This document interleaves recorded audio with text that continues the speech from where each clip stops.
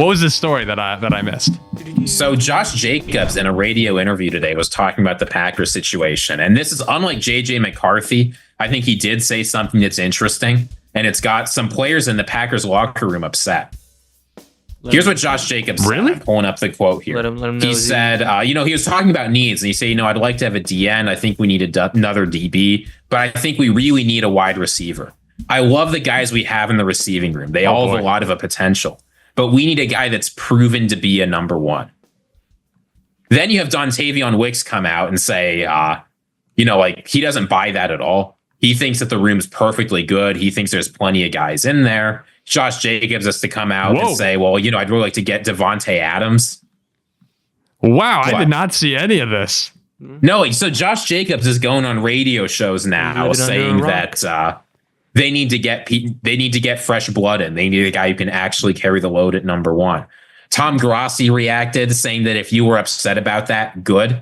Packers wide receivers need to step up. But you're right. You know what? Now, if I were Josh Jacobs, that's a big move. If you're Josh Jacobs in the locker room to come out and say the guys we have aren't good enough, I think we really need to get someone new. How about Davante Adams, the guy who slammed the door on his way out? Look, he's saying what everybody knows, but you should. If I were Josh Jacobs, I'm not putting that out on the radio for all of Wisconsin. Dontayvion Wicks reacted with 4 laughing emojis and a thumb down. Wait, say that one more time? On Twitter. Dontayvion Wicks reacted with 4 laughing emojis and a thumb down on Twitter. Jayden Reed said, a lot of y'all Packer fans, so F you, man. Bash your own players. What?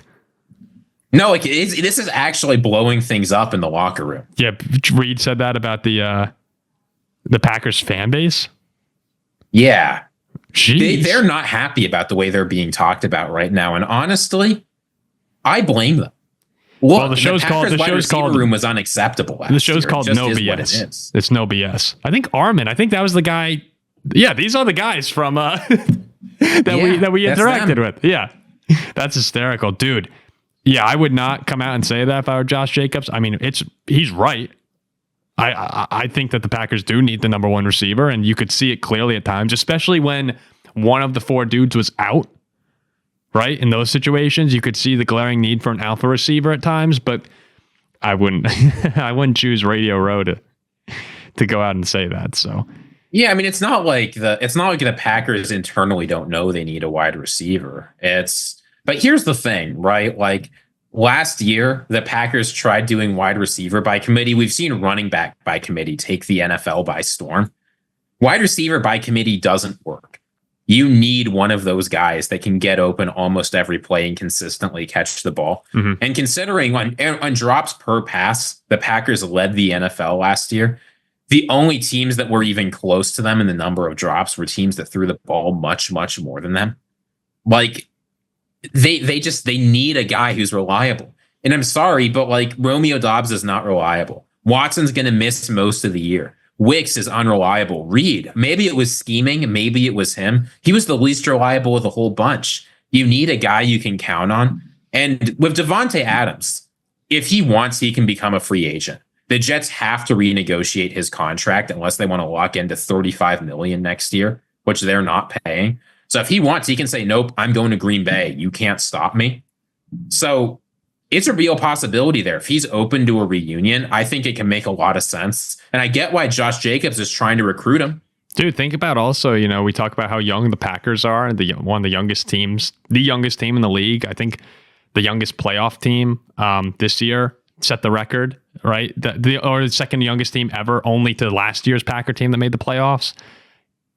It's such a young team that you have someone like Davante Adams come in there with those 4 receivers, can teach them a lot too. Like it's beyond just the impact on the field, but what you're going to get on the practice field, assuming that Davante is willing to play that mentor role, which I assume he would. And we said on this show, if you don't have, it's easy to play the mentor role when you're also the wide receiver 1. Yeah, well, yeah, and getting all the targets. Yeah, if you don't have, we said it, Josh Allen, Mahomes, Lamar, Burrow, which I don't think Jordan Love, most people would agree on that level. It's hard at this point in the NFL to have an elite offense when you don't have that dominant receiver. So I don't know if Davante can consistently do that anymore the way he used to, but at the very least, you get a stud with very, very good depth behind him, and hopefully one of those guys. When the ball went his way this year, he looked about as good as anyone. And then last but not least, who will win Super Bowl MVP? Saquon, if they win. Here's the thing. I could see a couple players winning it for the Chiefs. I can only see one player winning it for the Eagles. Give me Saquon. Come on. You don't think that Jalen Hurts could win Super Bowl MVP? No. I'm going, I mean, it's boring, but I'm going to go with Patrick Mahomes. So this will go to our Super Bowl prediction then. I'm assuming we all are picking the MVP to be from the winning team. I have the Chiefs winning. I have the Chiefs winning. I think there's a lot of players that can win it on the Chiefs. I think you got the Travis Kelce narrative. I think you'll have the Chris Jones narrative. You'll have the Creed Humphreys narrative. The Creed Humphrey narrative for MVP. The Creed Humphrey Super Bowl MVP narrative. You never know, Paul. Of the Eagles, there's only one guy who's winning it. If they win, that's going to be Saquon having a monster performance. You know, these media types, they get sappy. They're tired of quarterbacks winning it. Of the Chiefs, like, there's other guys you can give it to. Like, Patrick Mahomes is a guy. But with the Eagles, there's only one non-quarterback you could ever justify giving it to. No. You have changed your tune there. You a second ago said not Jalen Hurts, and now you're saying non-quarterback. Yeah, well, no. So I think they don't want to give it to Jalen Hurts because they know that, like, Hurts is not, they're not a fan of Hurts. Mahomes, like, he is the media star power, so that's fighting against the we don't want to give it to a quarterback thing.